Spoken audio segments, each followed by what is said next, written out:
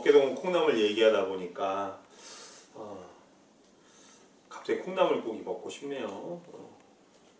이 더 재밌는 이야기들이 많은데 여기 얽힌 일들이 많거든요. 근데 이 오프라인 수업이 아니라서 제가 좀 잘랐어요.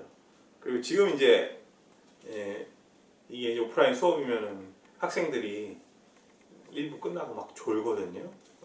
보통 이제 오프라인 수업 같은 경우에는 이게 이제 3시간 수업을 연속으로 하는 경우가 많은데, 그런 경우는 이제 첫 번째 교시 끝나고 나면 졸리잖아요.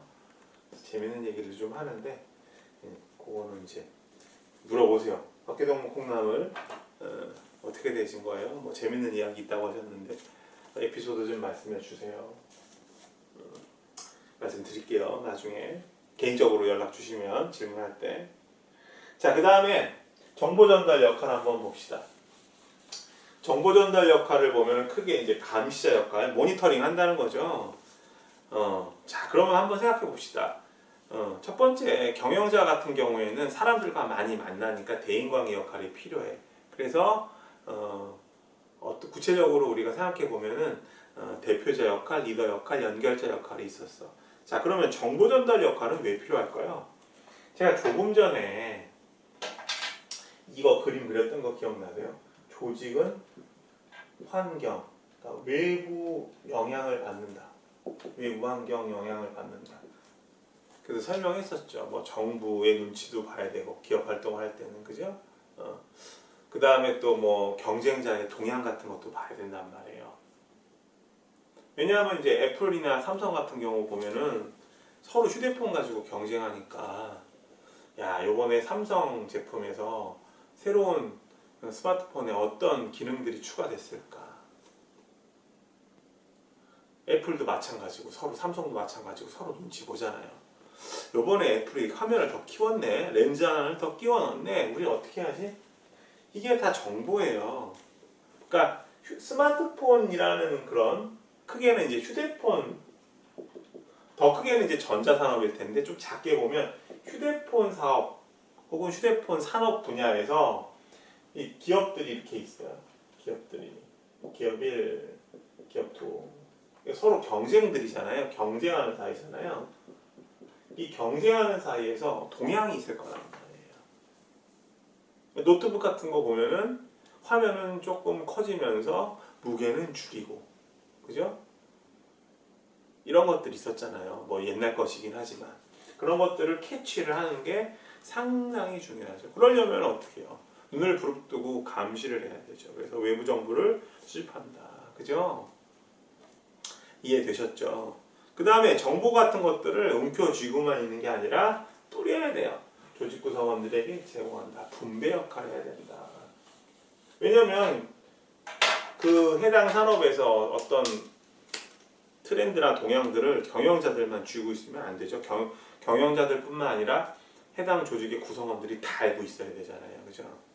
그 다음에 이제 세 번째는 조금 다른 정보인데, 대변인이라는 게 있어요. 대변인.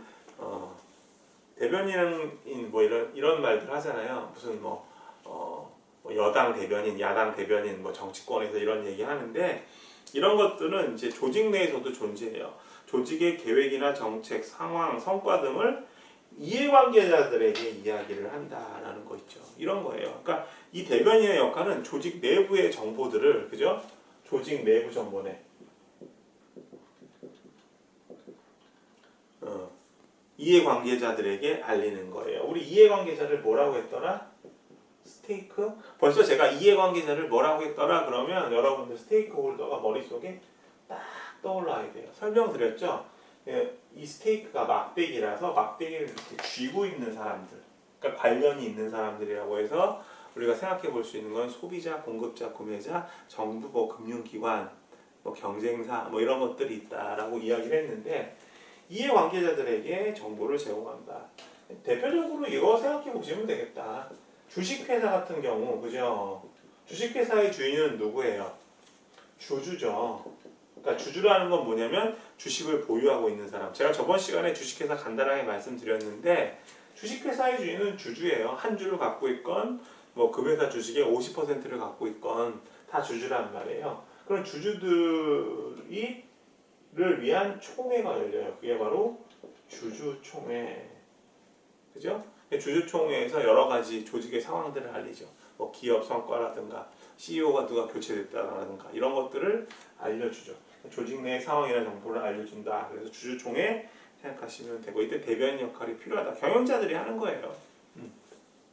자, 그 다음에 세 번째 의사결정 역할 한번 봅시다. 의사결정 역할은 첫 번째는 이제 혁신자 역할이 있어요. 조직에 변화를 가져올 수 있는 제도를 도입한다라는 거죠. 예를 들면 이런 게 있을 수 있어요. 조직에 변화를 가져온다.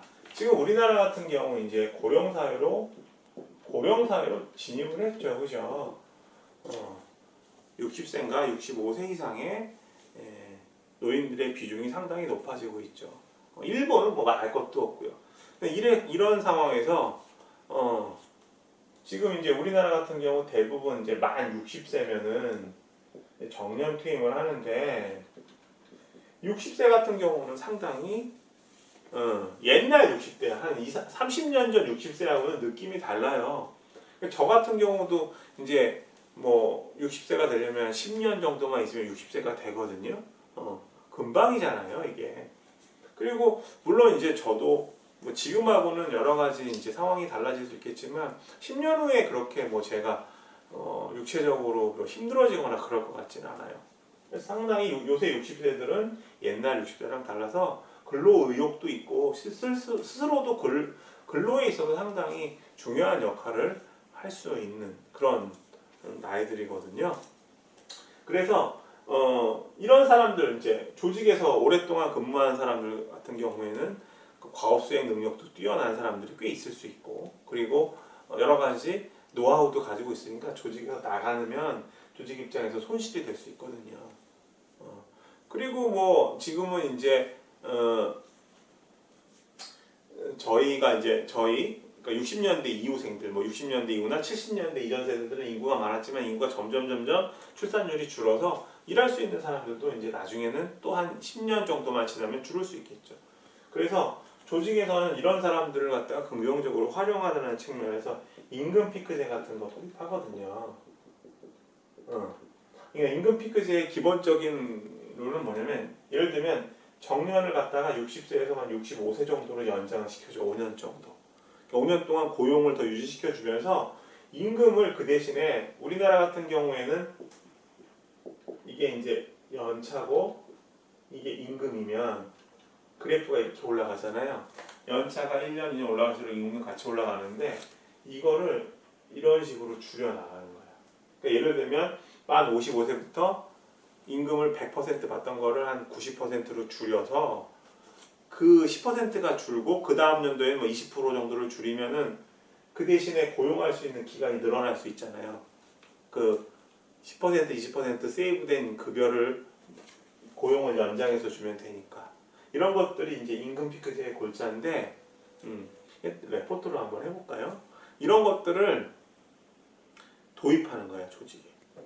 그럼 장점이 생길 수 있죠. 조금 전에 제가 말씀드렸던 오랫동안 한 조직에서 복무한 사람들의 근무한 사람들의 노하우나 여러 가지 과업 수행 능력들을 갖다가 유지할 수 있게 되고 멘토링 제도 같은 걸 통해서 혹은 코칭을 통해서 유지할 수 있게 되는 거 그리고 이 고용에 대한 어떤 연장도 상당히 중요하고요, 그죠? 그리고 또 이런 이슈들은 상당히 많아요. 왜냐하면 하나만 더 볼게요. 요새는 결혼도 많이 늦게 하잖아요, 그죠? 과거에는 과거 한 30년 전, 30년 전만 해도 남자들이 막 30살만 넘으면 노총각이라는 이야기를 했는데 지금은 뭐 주변에서 결혼하는 사람들 보면 30대 중반쯤에 결혼들을 많이 하잖아요. 40 넘어서 하는 사람들도 많고요.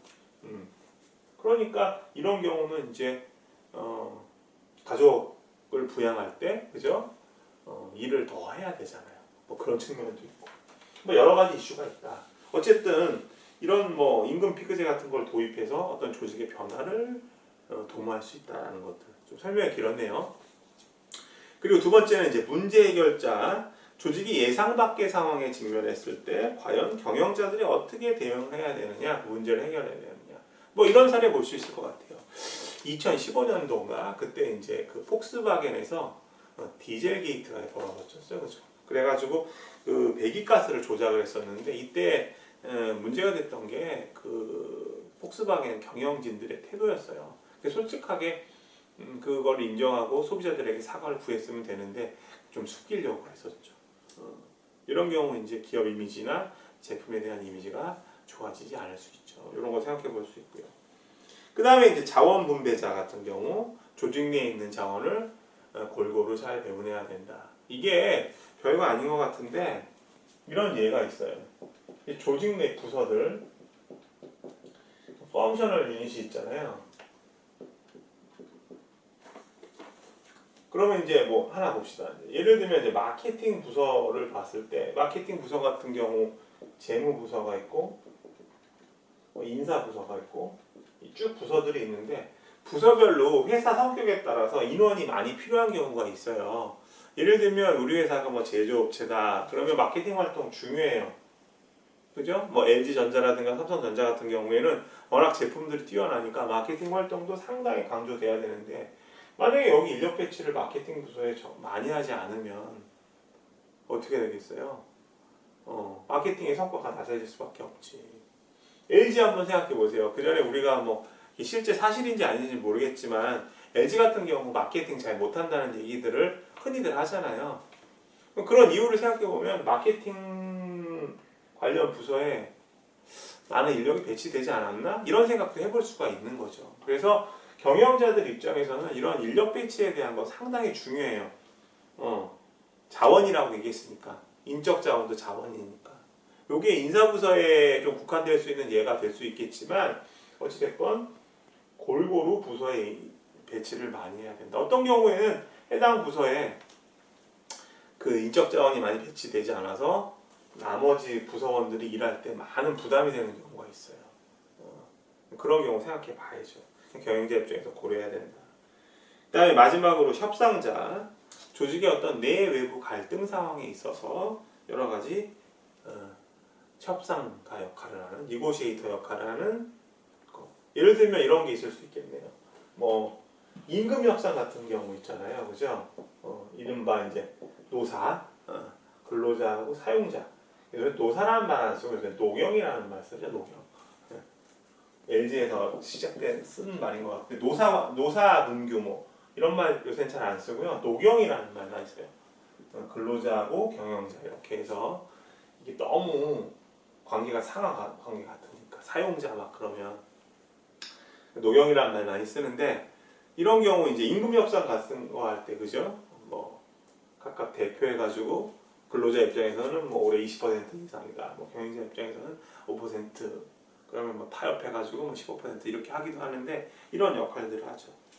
그리고 이제 협상자 역할을 할 때 외부 관계를 보면 공급자하고 구매자 관계에서 예를 들면 조금 전에 말씀드렸던 어깨동무 콩나물이 그죠? 공급자죠. 거기 그 조직이 롯데마트에 콩나물을 300g짜리를 얼마에 납품할 것인가 이런 것들 협상할 수 있잖아요.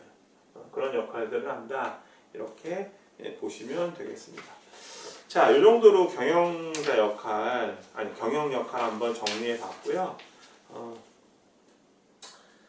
이어서 우리 13페이지 12페이지 그림은 이제 나중에 13페이지 내용 보시고 확인하시면 될 것 같아요. 13페이지 14페이지 한번 보시면 될 것 같습니다. 13페이지에 있는 13페이지에 있는 경영 기술 매니지먼트 스킬 한번 볼게요.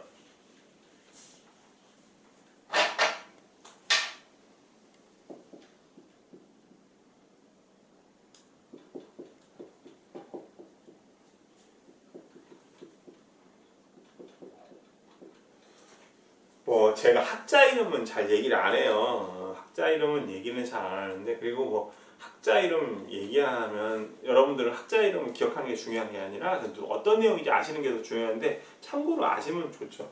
요 경영 기술은 1974년에 로버트 카츠라는 사람이 하버드 비즈니스 리뷰에서 이야기한 내용이거든요. 그래서 상당히 오래된 50년 정도 된 얘기인데 요거 한번 보시죠. 경영자들은 어떤 기술을 가져야 되는가. 그래서 12페이지 보면은 컨셉추얼 스킬, 그 다음에 휴먼 스킬, 그 다음에 테크니컬 스킬 세 가지를 얘기하고 있어요. 각각 개념적 기술, 그 다음에 인간적 기술, 그리고 전문적 기술. 그리고 포션을 봤을 때 개념적 기술은 최고 경영자들에게 가장 많이 요구되고, 그 다음에 인간적 기술은 중간 관리자에게 가장 많이 요구되고, 그 다음에 전문적 기술은 일선 관리자들에게 요구된다. 주로 그 그림이에요. 그 12페이지가 지금 제가 설명드린 게 12페이지 내용이고요. 실제로 여러분들은 개념적 기술이 우리가 개념적 기술에 있어서 중요한 이슈들이 뭔지, 그리고 인간적 기술에서 중요한 이슈들이 뭔지, 그리고 마지막으로 전문적 기술에서 중요한 이슈들이 뭔지를 정확하고 명확하게 파악하시는 게 중요할 것 같습니다. 중요한 내용이니까 시험에 아주 잘 나오고, 시험에 나오면 여러분들이 가장 어려워했던 내용들인 것 같아요. 자, 하나 봅시다. 자, 개념적 기술, 컨셉추얼 스킬이라고 해요. 자, 개념 한번 볼까요? 추상적이고 복잡한 상황에 대해서 사고하고 해결할 수 있는 능력이에요. 아하, 추상적이고 복잡한 상황에 대해 사고하고 해결할 수 있는 능력? 야, 정말 추상적이고 복잡하군. 이러지 말고 이슈들을 보면서 이해합시다. 첫 번째는 뭐가 나오냐면 미션, 비전에 대한 이해. 컨셉추얼 스킬은 누구에게 가장 많이 요구된다고 말씀드렸어요. 경영자를 수적으로 분류했을 때. 최고 경영층, 그죠? 미션, 비전에 대한 이해가 명확하다는 건 무슨 얘기일까요? 미션 기억나요? 이게 또 자동 복습이네. 저번에 되게 강조했는데. 그래서 일부러 일부에서 그렇게 이야기 많이 안 했던 것 같아요. 어떤 거였어요? 미션이라는 게. 조직의 존재 근거.